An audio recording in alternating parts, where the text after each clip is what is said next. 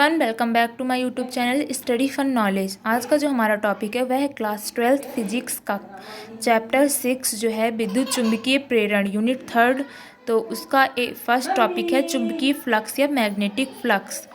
इसको स्टार्ट करने से पहले अभी तक आपने हमारे चैनल को सब्सक्राइब नहीं किया तो स्टडी फन नॉलेज को कर दीजिए सब्सक्राइब।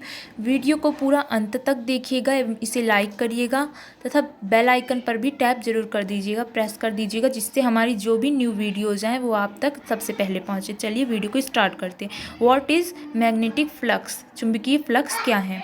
तो चुंबकीय क्षेत्र में स्थित किसी तल से उसके लंबवत गुजरने वाली कुल बल रेखाओं, कौन सी बल रेखाएं? चुंबकीय बल रेखाओं की संख्या को ही उस तल से संबद्ध चुंबकीय फ्लक्स कहते हैं और इसे फाई से प्रदर्शित करते हैं।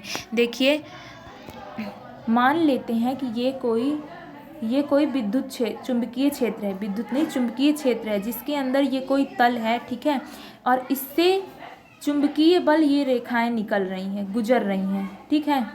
तो इससे जो भी चुंबकीय बल रेखाएं गुजरती हैं उनकी टोटल संख्या को ही उस तल यानी इस क्षेत्रफल से संबद्ध चुंबकीय फ्लक्स कहा जाता है। कुल मिला कह सकते हैं कि चुंबकीय बल रेखाओं की संख्या को ही एक किसी तल से, निश्चित तल से, चुंबकीय क्षेत्र में स्थित किसी तल से गुजरने वाले, उसके लंबवत गुजरने वाले कुल चुंबकीय बल रेखाओं की संख्या को ही उस तल का चुंबकीय फ्लक्स कहते हैं और इसे फाई से डिनोट करते, रिप्रेजेंट करते हैं। और ये क्या है? एक स्केलर क्वांटिटी है, अदिश राशि है। इसकी यूनिट क्या है? तो सीजीएस पद्धति में इसका मात्रक मैक्सवेल तथा एमकेएस पद्धति में वेबर है। और इनकी जो यूनिट्स है सीजी और एमकेएस, इसमें क्या संबंध है कि 1 weber is equal to 10⁸ maxwell, ठीक है ना। 1 weber is equal to 10⁸ maxwell.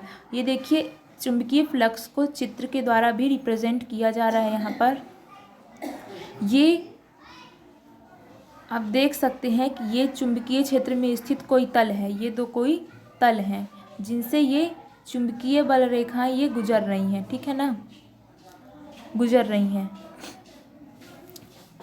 ये चित्र ए है और ये चित्र बी है। इसमें चुंबकीय फ्लक्स को हम समझ सकते हैं कैसे? मान लीजिए एक समान चुंबकीय क्षेत्र बी के लंबवत कोई तल रखा हुआ है। मान लेते हैं कि कोई चुंबकीय क्षेत्र क्या है? बी है, जिसके लंबवत कोई तल ए रखा हुआ है, मतलब कोई तल रखा हुआ है जिसका क्षेत्रफल क्या है? ए है। तो तल से बद्ध कुल चुंबकीय फ्लक्स क्या हो जाएगा? Phi is equal to B into A. यहाँ बी क्या है? बी जो है चुंबकीय क्षेत्र या चुंबकीय क्षेत्र की तीव्रता है और ए क्या है? उस तल का क्षेत्रफल, यानी चुंबकीय फ्लक्स इज इक्वल टू विद्युत क्षेत्र की तीव्रता इंटू तल का क्षेत्रफल। यदि चुंबकीय क्षेत्र बी तल के अभिलंब से कोण थीटा बनाता हो तो तल से बद्ध चुंबकीय फ्लक्स मीन्स, चित्र में देखिए, ये देख सकते हैं आप, ये चुंबकीय क्षेत्र जो है ये क्या है? ये चुंबकीय क्षेत्र है, ये क्या है? ये सब चुंबकीय क्षेत्र है, ठीक है ना। यानी तो ये जो चुंबकीय क्षेत्र है ये इसके तल के लंबवत कौन सा कोण बना रहा है? थीटा कोण बना रहा है।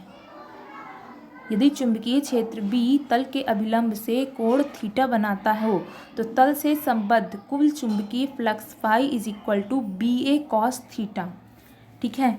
इसे अगर वेक्टर में हम दर्शाएं सदिश रूप में तो phi is equal to B vector B vector A. तो इसको हमने इक्वेशन फर्स्ट ऊपर वाले को दे दिया था। तो समीकरण 1 से स्पष्ट है, क्या क्या स्पष्ट है कि यदि थीटा इज इक्वल टू 0 हो, अर्थात कुल चुंबकीय फ्लक्स अर्थात तल चुंबकीय क्षेत्र के लंबवत हुआ, मीन्स कोई भी कोण नहीं बनाया, एकदम उसके संपाती होगा, लंबवत है, तो phi is equal to B A cos 0 तो कॉस 0 का मान 1 होता है, इसलिए phi is equal to B A हो जाएगा, जो कि इसका मैक्सिमम मान है, अधिकतम मान है। इस प्रकार स्पष्ट है कि यदि चुंबकीय क्षेत्र के जो तल है जिससे कि चुंबकीय बल रेखाएं गुजर रही हैं वो चुंबकीय क्षेत्र के लंबवत हो तो उससे बद्ध जो चुंबकीय फ्लक्स होता है उसका मान अधिकतम होता है। लेकिन अगर theta is equal to 90 degree हो तो क्या हो जाएगा, अर्थात जो तल है वो चुंबकीय क्षेत्र के समांतर हुआ। तो phi is equal to B A cos 90, और कॉस 90 की वैल्यू 0 होती तो B A into 0 is equal to 0। इस प्रकार जो तल है अगर चुंबकीय क्षेत्र के समांतर हुआ तो उससे बद्ध जो चुंबकीय फ्लक्स है उसका मान 0 हो जाता है। अब इसका विमीय सूत्र देख लेते हैं। तो इसका जो सूत्र होता है phi is equal to B A होता है ना, चुंबकीय क्षेत्र की तीव्रता इंटू क्षेत्रफल। तो फाई इज इक्वल टू जो चुंबकीय क्षेत्र की तीव्रता का मान क्या होता है, F upon I L sine theta into A. ठीक है, ये देखिए ये जो सूत्र है बी वाला, ये हमने इसकी वैल्यू को इससे पुट किया है, चूँकि F is equal to I upon B sine theta होता है। ठीक है, अब यहाँ से देख सकते हैं तो क्या हो जाएगा, फाई का विमीय सूत्र एफ का क्या होता है एम एल टी माइनस 2, और जो नीचे है तो इसका सूत्र क्या हो जाएगा ए यल। ठीक है,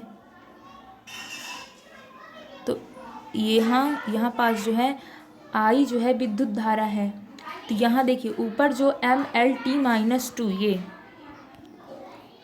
ये जो लिया हुआ है ये इसका विमीय सूत्र है। ए यानी क्षेत्रफल यानी लंबाई इंटू चौड़ाई, तो इसका विमीय सूत्र एल स्क्वायर। आई एम्पियर होता है तो यहाँ ए ले लिया।